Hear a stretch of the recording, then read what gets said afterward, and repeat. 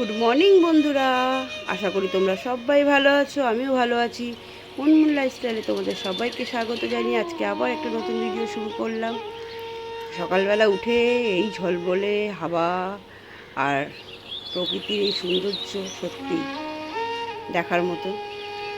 তো সকালবেলা উঠেছি অনেকক্ষণই, ওঠার পরে একটুখানি এদিক ওদিক পায়চারি করে সদর দরজাটা খুলে এবার বাইরে বেরাবো।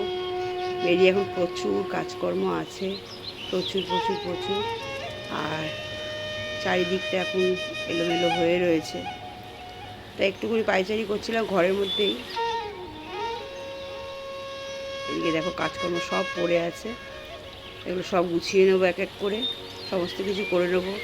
সকালটা তো শুরুই হয় এসব দিয়েই। আর ওখানে ওরা ঘুমাচ্ছে এখনও, এগুলো সব এলোমেলো হয়ে রয়েছে। আসলে উপরে না ওয়ার্ড্রপের ব্যবস্থাটা এখনও করতে পারিনি। একটা ওয়ার্ড্রপের খুব প্রয়োজন। ওয়ার্ড্রপটা দেখি কতদিনে কি করা যায়। ওয়ার্ড্রপটা বানানো হলো না, যার জন্য ওই জামা কাপড়গুলো এদিক ওদিক করে পড়ে থাকে। আর বেশিরভাগ ব্যালকনিতে তোমার ওই বেশ বড় বড় ইয়ে করে রাখা থাকে, বড় বড় বালতিগুলো করে। কিন্তু এই বৃষ্টি আসলে তখন একটু সমস্যা হয়।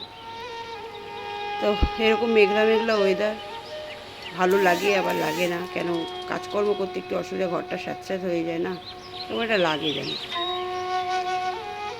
তাই কাজকর্ম শুরু করে দিলাম, টুকটুক করে কাজকর্মগুলো করে নিই।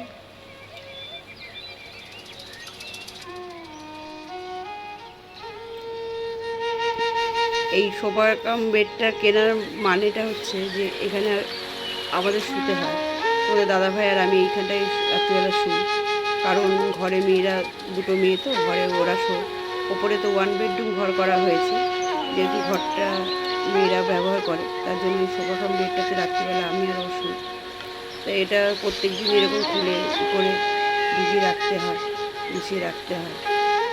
সত্যি কথা বলবো, আমি এখানে শুতে পারি না গো। আমার এত নরম বিছানা, আমি একদম শুতে পারি না। আমার ওই বিছানা একটু ঘুমানো ভালো হয়, তবুও মেয়েরা শুয়ে থাকে, থাক, যতদিন না আর একটা ঘর করতে পারছি ততদিন এইভাবে আমাকে শুতে হবে। ঠিক আছে চলো। তা এখনও পুরো তো কমপ্লিট করে উঠতে পারিনি, যতটা পেরেছি তোমাদের দেখাবো একদিন পুরোটা ঘুরিয়ে। কেন আমার লাস্ট ভিডিও যেটা হয়েছিল সেখানে দেখানো হয়েছিল যে ঘরের কাজ শুরু করেছিলাম, উপরতলা করছি, আর ফিনিশিংটা দেখানো হয়নি। অনেক সমস্যার জন্য ভিডিওটা অফ হয়ে গেছিলো। তো এবার সবটাই দেখিয়ে দেবো তোমাদের, সব এক এক করে। তো এদিকে দেখো আমি চাদরগুলো সব গুছিয়ে নিয়েছি, গুছিয়ে সব ওই সবার বেডের নিচে রাখা করা আছে, ওইখানেই ঢুকিয়ে রাখতে লাগে। তো ওখানেই রেখে দিই, তাহলে বের করতে একটু সুবিধা হয়। তো ওখানে একটা দুটো চাদর রেখে দিই, আর দুটো বালিশ আরও আছে এক্সট্রা। তো এইভাবে প্রতিদিন করে গুছিয়ে নিই।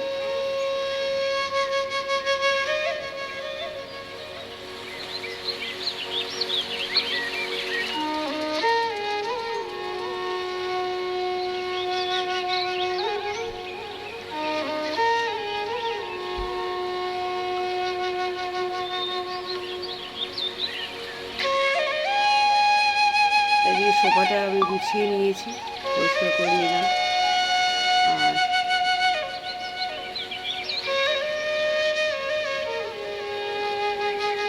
এদিকে দেখো, এই যে কালকে ভিডিওতে তোমাদের দেখাচ্ছিল সেরেছিলাম, সেই ঝুমকুগুলো এখানেই খুলে রেখে দিয়েছিলাম, আর তোলা হয়নি।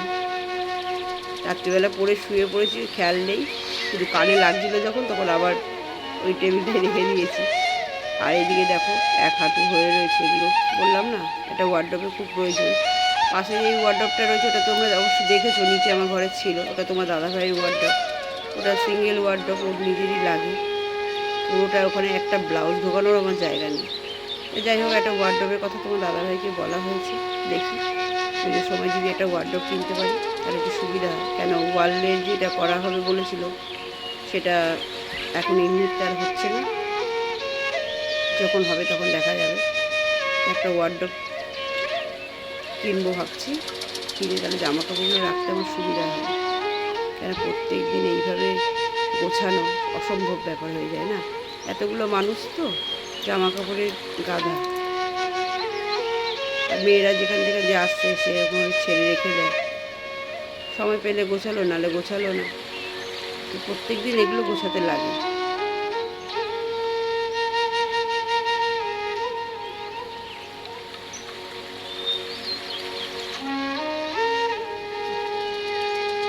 তো তোমরা সবাই কেমন আছো একটু কমেন্ট করে জানিও, কোথা দিয়ে ভিডিওটা দেখছো সেটাও কমেন্ট করে জানিও। আর কেমন আছো, কিভাবে আছো সব জানিও। আজকে সারাদিন তোমরা এবার কী করলে সেটা জানিও। দেখেছো হয়তো এই শাড়িটা পরে ভিডিও করা হয়েছে। তা কালকে আর গোছাতে পারিনি, একটু রাত হয়ে গেছিলো বলে। তাই সব গুছিয়ে এখন সব ঠিকঠাক করে রেখে দেবো।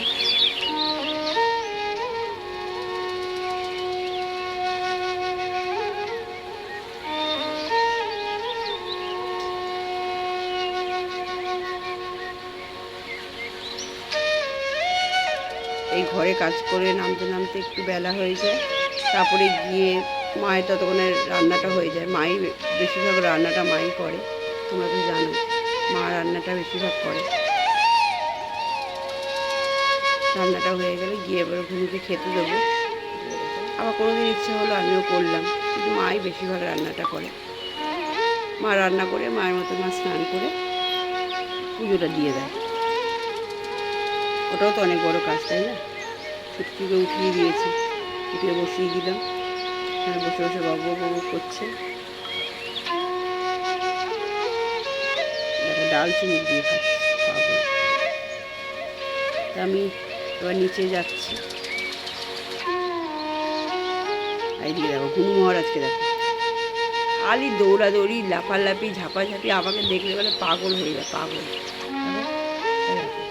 ওরা ছুটে বেড়াচ্ছে, ও ছুটে বেড়াবে। চলো দেখি কি রান্না হয়েছে আজকে। আহা, এখানে আছে ডাল, আলু সিদ্ধ, এটা হচ্ছে পটল ভাজা, আর তার সাথে তো ডাল আছে। হ্যাঁ, এখানে ডাল আছে।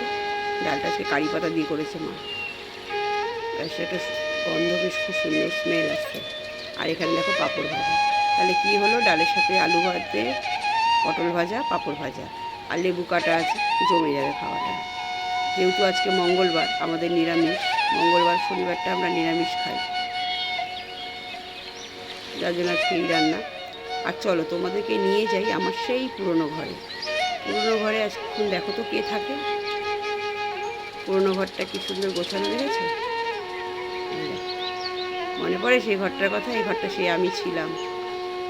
এই ঘরটা এখন মা থাকে, মানে শাশুড়ি মা থাকে। তো শাশুড়ি মায়ের যেহেতু একা থাকে, সিঙ্গেল বেড, মা এই ঘরটায় থাকে। এই যে মায়ের টিভি, মায়ের আলমারি।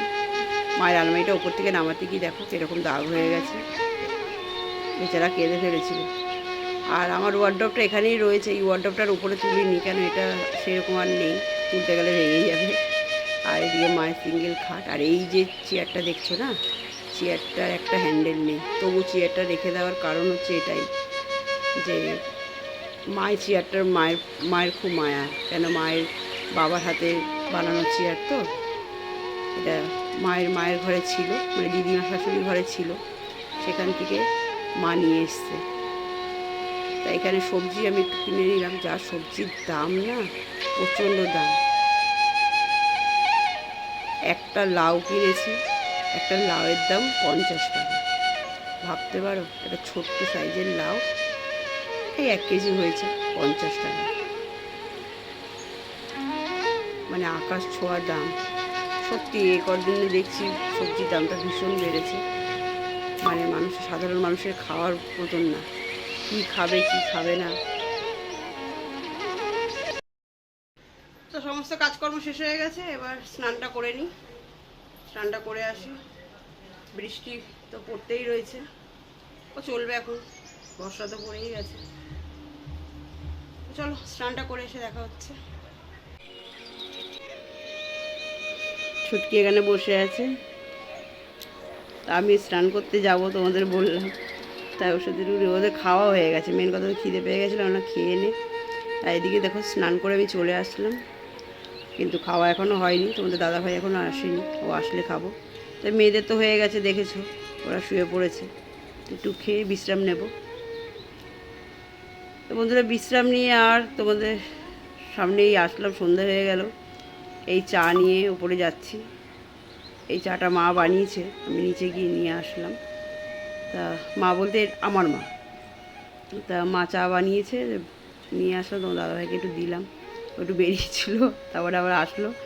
তার সাথে করে কি নিয়ে এসছে চলো তোমাদের দেখাই। অনেকদিন মানে তেলে ভাজাটা এখন প্রায় খাওয়াই হয় না, আমি খাই না তেলে ভাজাটা, এখন খাই না। তো ওকে আজকে বললাম তুমি যখন বেরাচ্ছ, তা বৃষ্টি পড়ছে যখন, তাহলে একটু সিঙ্গারা নিয়ে এসো। তাই এখানে সিঙ্গারা নিয়ে এসছে।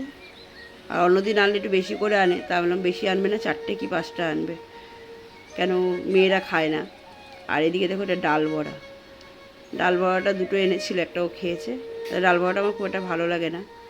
আর এখানে নিয়ে এসছে, তোমাদের দেখাই চলো। এখানটা নিয়ে এসছে, এটা হচ্ছে ফুলুরি। এটা ফুলুরিটা যেহেতু এটা তোমার দাদাভাই তরকারি খেতে ভীষণ ভালোবাসে, আজকে ফুলুরির তরকারি হবে, যেহেতু মঙ্গলবার নিরামিষ, তাই ফুলুরির তরকারি হবে আর রুটি। তো তোমরা কে কে ফুলুরির তরকারিটা অবশ্য কমেন্ট করে জানিও, আর কীভাবে রান্না করো সেটাও জানিও। আমাদের তো আদা জিরে বাটা নামানোর সময় যেরকম গরম মশলা ছিটিয়ে নামিয়ে নেয়, এইভাবে করে আদা জিরে বাটা টমেটো কুচি দিয়ে। তো ওদিকে চা খেয়ে পোষায়নি, বললো সোনা তুমি গিয়ে আর একবার চা করে নিয়ে আসো। তা আমি তাই চলে আসলাম, একটু চা করে নিয়ে যাই, আর একবার ওরা চা খেয়ে নেবে। এবার আর আমি খাবো না, তখন খেয়েছি একটু চা। চাটা প্রায় আমি খাওয়া ছেড়েই দিয়েছি, তবুও খাই, যেহেতু ও খায় বলে তাই একটুখানি ওর সামনে বসে খেতে হয়। তা এখানে নিয়ে চলে যাব মায়ের জন্য একটু, আর ওর জন্য একটু। তো চলো চাটা করে নিই।